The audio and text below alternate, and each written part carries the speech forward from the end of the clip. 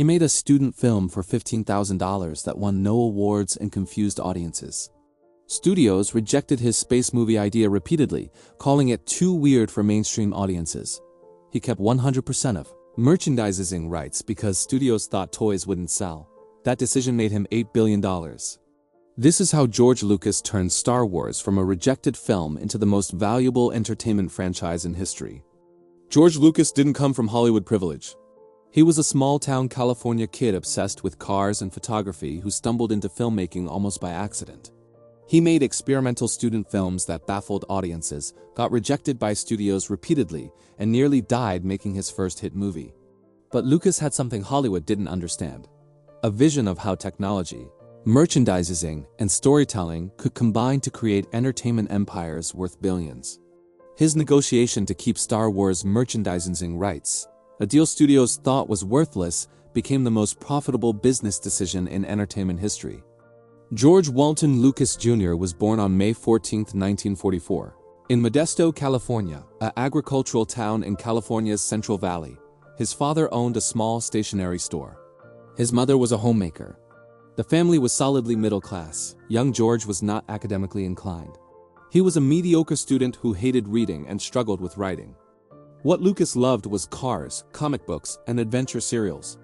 He dreamed of becoming a race car driver, spending his teenage years working on cars and racing on local tracks. Lucas attended Modesto Junior College from 1962 to 1964, studying anthropology and sociology without much passion. He was drifting, uncertain about his future. His father expected George to take over the family stationery business. Lucas had no interest. Everything changed when a family friend, cinematographer Haskell Wexler, showed Lucas a racing camera mounted on race cars to film from the driver's perspective. Lucas was fascinated. He realized filmmaking combined his loves: visual storytelling, technology, and action. Lucas applied to the University of Southern California, USC, School of Cinematic Arts. USC accepted him in 1964. Lucas discovered his passion. He loved cinematography, editing, and the technical aspects of filmmaking. At USC, Lucas made several student films that won awards. His 1967 science fiction short, Electronic Labyrinth, THX 1138-4EB, won first prize at the 1967-68 National Student Film Festival. The film was abstract, dystopian, and visually striking. It cost approximately $15,000 to make. The film caught Warner Bros.' attention. They offered Lucas a development deal to expand THX 1138 into a feature film. Lucas was 23 years old with a Hollywood studio backing him. Lucas expanded THX 1138 into a full-length feature, co-writing with producer Francis Ford Coppola. Released by Warner Bros. in 1971, the dystopian science fiction film was visually stunning and completely bizarre. Lucas spent approximately $777,000 making it.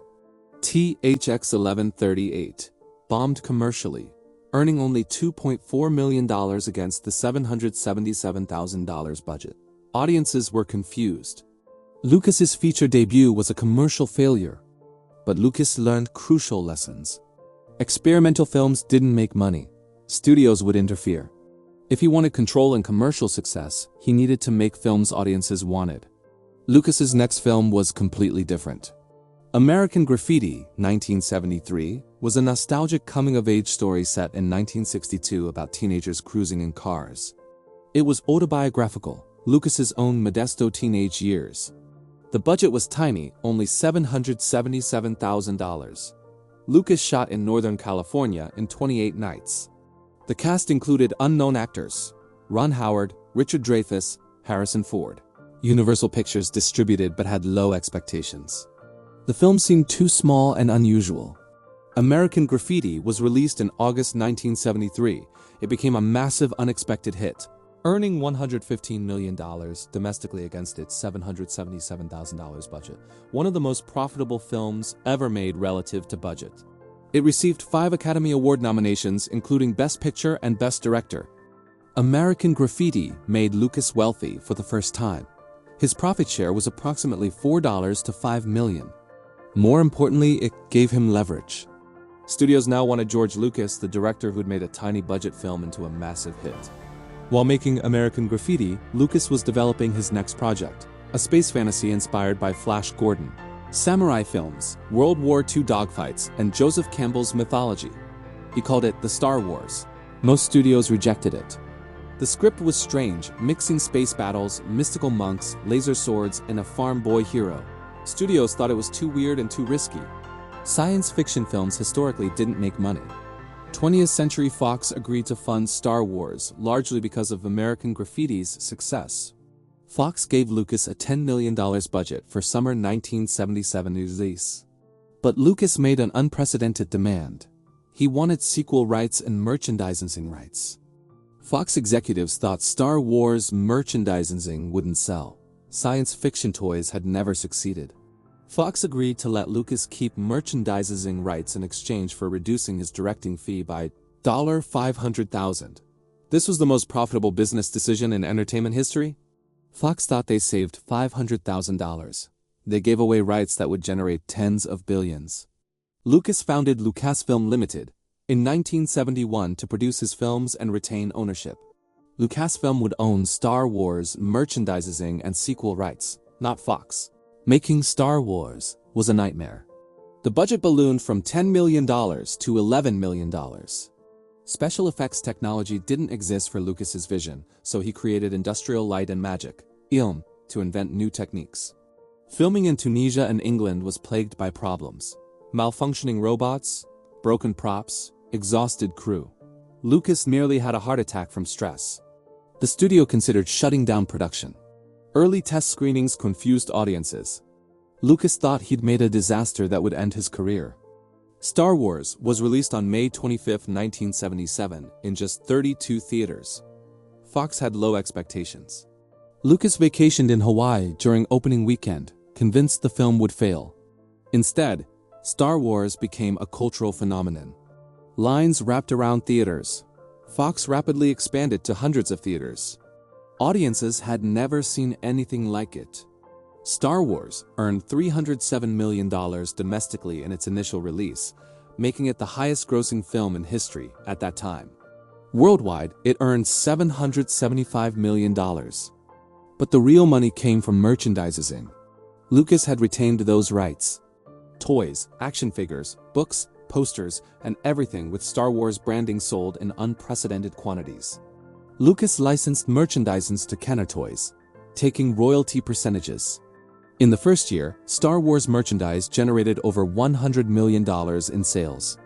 Lucas's royalty percentage, estimated at 10 to 15%, earned him $10 to $15 million from merchandise alone. Over the next decade, merchandise sales exceeded $3 billion, earning Lucas hundreds of millions. Lucas's profit from the film was approximately $40 to $50 million, but merchandising dwarfed film profits. By 1980, Lucas had earned over $100 million from Star Wars merchandising, making him one of Hollywood's wealthiest people. Lucas reinvested profits. He founded Skywalker Ranch in Marin County, a production facility where he could make films with complete creative control outside Hollywood. He expanded Industrial Light and Magic into the industry's premier special effects company. The Empire Strikes Back, 1980, and Return of the Jedi, 1983, completed the trilogy. Lucas served as executive producer and writer but didn't direct. Both films were massive hits. Empire earned $538 million worldwide. Jedi earned $475 million. Between film profits and merchandising from the trilogy, Lucas earned an estimated $500 to $700 million by 1983. He was 39 years old and one of the world's wealthiest entertainers. Lucas took a break from Star Wars after 1983, focusing on producing. He created the Indiana Jones franchise with Steven Spielberg. Raiders of the Lost Ark, 1981. Temple of Doom, 1984. And Last Crusade, 1989, were all massive hits. Lucas's profit participation and merchandising added hundreds of millions more. During the 1980s-1990s, Lucas focused on his companies. Industrial Light and Magic became Hollywood's dominant special effects company. Skywalker Sound became the industry leader in sound design. Lucas invested heavily in digital technology. In 1986, Lucas sold Lucasfilm's computer graphics division to Steve Jobs for $5 million. That division became Pixar Animation Studios. Jobs sold Pixar to Disney in 2006 for $7.4 billion. Lucas later said selling Pixar was his biggest financial mistake, but Star Wars continued generating massive revenue. Even without new films from 1983 to 1999, merchandise, video games, books, and re-releases generated approximately $100 to $200 million annually in royalties for Lucasfilm. In 1997, Lucas re-released the original trilogy with digital enhancements, earning another $250 million worldwide. The re-release proved Star Wars remained culturally powerful. Lucas decided to make a prequel trilogy. He wrote and directed Star Wars Episode I, The Phantom Menace, 1999. His first directed film since 1977. Lucas financed it entirely himself, $115 million, retaining complete ownership. The Phantom Menace earned $1.027 billion worldwide. Lucas's profit as owner, writer, director was approximately $400 to $500 million. Merchandising generated hundreds of millions more. Lucas directed Attack of the Clones, 2002, and Revenge of the Sith, 2005, completing the prequel trilogy. Revenge of the Sith earned $849 million worldwide. Between film profits and merchandising from the prequel trilogy, Lucas earned an estimated $2 to $3 billion. By 2012, George Lucas had built an entertainment empire worth billions. Lucasfilm owned Star Wars and Indiana Jones entirely. Industrial Light and Magic was Hollywood's premier effects company. Lucas's personal net worth was estimated at $3 to $4 billion. But Lucas was 68 years old and tired. Star Wars fans had become toxic, viciously criticizing the prequels. Lucas no longer enjoyed filmmaking. He wanted to focus on experimental films and philanthropy. In October 2012, Lucas shocked the world by selling Lucasfilm to the Walt Disney Company for $4.05 billion.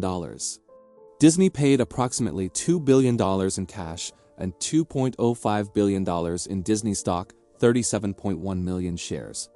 The deal included everything: Star Wars, Indiana Jones, Industrial Light and Magic, Skywalker Sound, and all Lucasfilm properties. Disney immediately announced plans for new Star Wars films. Lucas donated most of his Disney sale proceeds to charity, specifically education. He pledged to donate the majority of the $4.05 billion to his charitable foundation. Lucas signed a giving pledge in 2010, committing to give away at least half his wealth. Lucas kept his Disney stock, which appreciated dramatically. Disney stock increased from approximately $50 per share in 2012 to over $180 at peak in 2021. Lucas's 37.1 million shares appreciated from $2.05 billion to over $6 billion at peak value. The Star Wars franchise value under Disney has exploded. Disney has produced 5 new Star Wars films from 2015 to 2019, earning over $5.9 billion at the global box office. Disney Plus Star Wars series, including The Mandalorian, drive streaming subscriptions. Star Wars theme parks generate hundreds of millions annually. Star Wars merchandise continues generating billions in sales. Disney estimates the total Star Wars franchise value at over $70 billion, making it one of the most valuable entertainment properties in history. Lucas's total wealth timeline: 1973, $4 to $5 million from American Graffiti. 1,980, $100 plus million from Star Wars. 1,990, $500 to $700 million from Trilogy and Indiana Jones. 2,000, $2 to $3 billion from prequel Trilogy 2012.